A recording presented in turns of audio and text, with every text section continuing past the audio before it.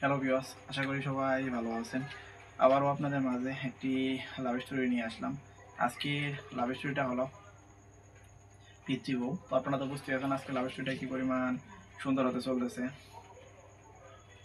তো পড়াশোনার সুবাদে শহরে থাকার কারণে আমি গ্রামে খুব কমই যাওয়া আসা করি।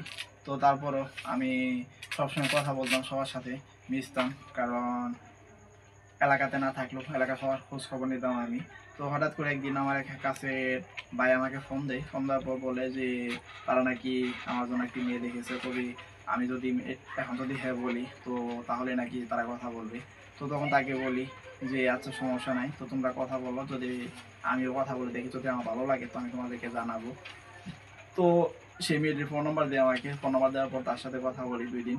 তো কথা বলার পর তাকে বলি যে আচ্ছা, ভিডিও কলে একদিন কথা বলি। তো ভিডিও কলে তার সাথে একদিন কথা বলি। কথা বলার পর বুঝতে পারলাম সেই মেয়েটি দেখতে অনেক সুন্দর আর অনেক ভদ্র, তবে একটু পিচ্ছি পিচ্ছি টাইপের। তো পিচ্ছি হলেও তাকে আমার ভালো লেগে যায়, কারণ তার সাথে কথা বলে তার আচার চালচলন সব কিছু আমার ভালো লাগে। তো বিষয়টা আমার পরিবারকে জানাই। তো আমার পরিবারের সবাই মিলে সিদ্ধান্ত নেয় যে তারা সেই মেয়েটির সাথে আমার বিয়ের কথা বলবে। তো তারপর দিনই আমাকে বাড়িতে আসতে বলে, আমি বাড়িতে চলে যাই। তো আমাকে সাথে করে নিয়ে তারা তাদের বাড়িতে যায়। তো আর ওই দিনই আমাদের বিয়ের কথাবার্তা হয়।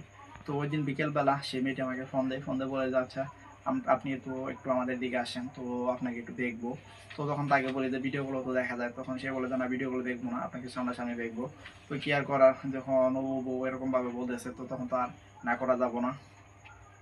তো তখন আমি চলে যাই তাদের বাসার সামনে। যাওয়ার পর দেখতে পেলাম তার ভাবিকে সাথে করে নিয়ে এসে দাঁড়িয়ে আছে। আর তখন তার সাথে কথা বললাম, তার ভাবির সাথেও কথা বললাম। তো এরকমভাবে প্রায় 15 থেকে 20 মিনিটের মতো কথা বলি, কথা বলে শেষ করে চলে আসি। তো আপনারা তখন পর্যন্ত যারা আমার লাভ স্টোরিটা শুনলেন তাদেরকে অসংখ্য ধন্যবাদ।